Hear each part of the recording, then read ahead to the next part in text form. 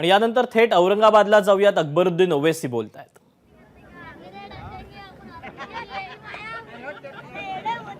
उम्मीद करता हूं कि आपने भुलाया नहीं मुझे, क्योंकि अकबर ओवैसी ने कभी आपको नहीं भुलाया। ना आपको, ना महाराष्ट्र के किसी भी मुसलमान को अकबर ओवैसी कभी भुलाएगा। चाहे वो औरंगाबाद का मेरा मुसलमान भाई हो, चाहे वो मुंबई का मेरा मुसलमान भाई हो, चाहे वो जालना का मुसलमान भाई हो या बीड़ का मुसलमान भाई हो, या उस्मानाबाद का मेरा मुसलमान भाई हो, या फिर नांदेड़ का मेरा मुसलमान भाई हो, हर उस नौजवान, हर उस बुजुर्ग, हर उस मां, हर उस बेटी, हर उस बहन जिसने महाराष्ट्र के मेरे उस तवील सफर, जो मसाइल और मुश्किलात से घिरा हुआ था, जिसका आगाज हमने किया था, तो आपने जिन्होंने मेरा साथ दिया उन सबको कभी अकबर ओवैसी न भूला था, न भूला है, न भूलेगा। सैयद मोइन इस बात की गवाही देंगे कि रमजान का महीना था, नांदेड़ में हमने एक रोजा खोला और उसके बाद नांदेड़ से निकलकर औरंगाबाद को आए थे और यहां पर भी हमने रोजा खोला था। और जब मजलिस इत्तेहादुल मुस्लिमीन की न मजबूती थी, न ताकत थी, न कोई मजबूत तंजीम थी, लेकिन मुझे आज भी याद है कि शानदार इस्तकबाल हुआ था। शायद 2013 या 14 का वक्त था। तो आज मैं वो बातें इसलिए कह रहा हूं क्योंकि सफर तवील था, कठिन था, लेकिन हमने उस वक्त आगाज किया था। और जब आगाज किया था तो हम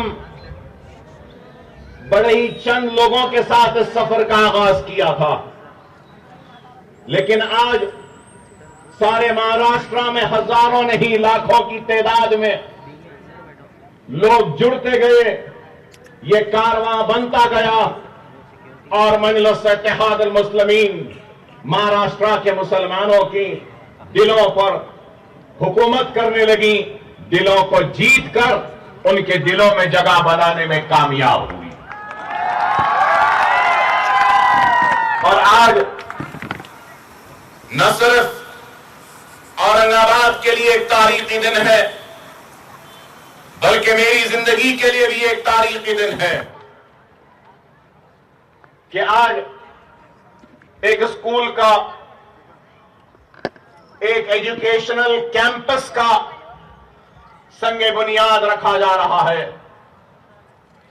और ये एजुकेशनल कैंपस इंशाअल्लाह ताला बहुत जल्द पाए तकमील को पहुंचेगा। ये काम हो रहा है, लेकिन इस काम और इस तकरीब में मैं जरूर उन सारे लोगों को याद करता हूं यहां खड़े होकर, जिन्होंने मेरा साथ दिया। आज उन सबको याद करता हूं। अगर वो इस दुनिया में नहीं है तो अल्लाह से मेरी दुआ है कि अल्लाह उनके खबरों को नूर से भर दे।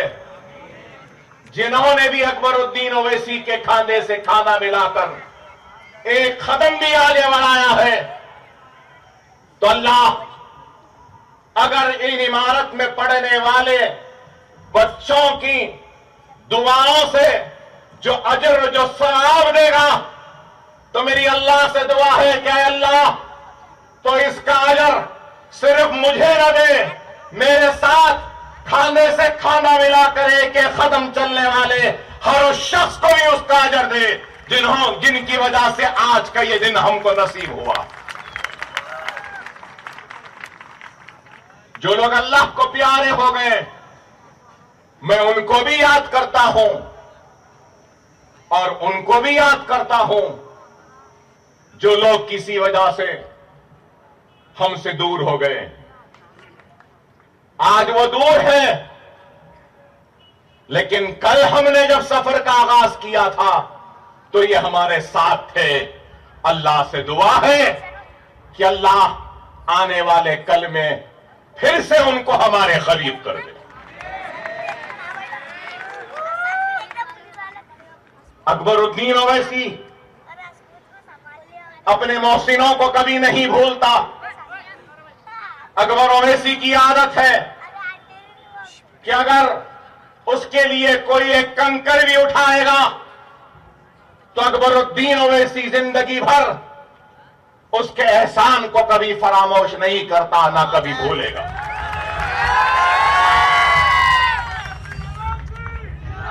अगर आज मैं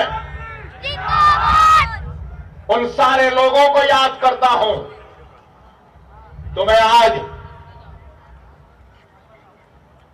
जरूर यह भी कहना चाहूंगा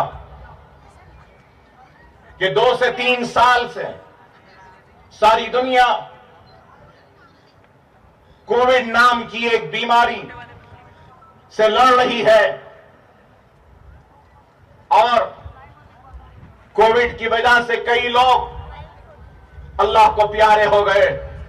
मैं आज की इस महफिल में, इस तकरीब में खड़े होकर अल्लाह से दुआ करता हूं कि अल्लाह सुब्हानहू व तआला वो कोविड में ऑक्सीजन की अदम मौजूदगी की वजह से जो अल्लाह को प्यारे हो गए, या फिर दवाखाने में बिस्तर दस्तयाब नहीं होने की वजह से अल्लाह को प्यारे हो गए, या फिर घरों में तड़प तड़प कर सिसक कर दम तोड़ दिए हैं, वो कोविड में मरने वाले सारे लोगों के हक में दुआ करता हूं कि अल्लाह इन सब की खबरों को नूर से भर दे, अल्लाह इनकी मग़फ़िरत फरमाए।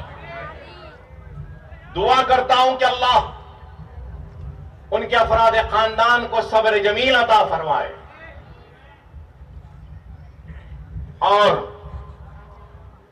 यह मेरा अखलाकी फर्ज बनता है और मेरी जिम्मेदारी है कि मैं अपनी जानिब से औरंगाबाद की आवाम को और सारी आवाम का शुक्रिया अदा करता हूं। मैं आपका ममनून हूं, आपका मशकूर हूं कि आपने मजलिस इत्तेहादुल मुस्लिमीन के एक सिपाही को, एक उम्मीदवार को आपने अपने हल्के पार्लियामेंट से कामयाब किया और इम्तियाज जलील को ऐवाने पार्लियामेंट में भेजा। सबसे पहले आपका शुक्रिया, आपका मुबारक, और बाद में इम्तियाज जलील साहब को भी मुबारकबाद देता हूं।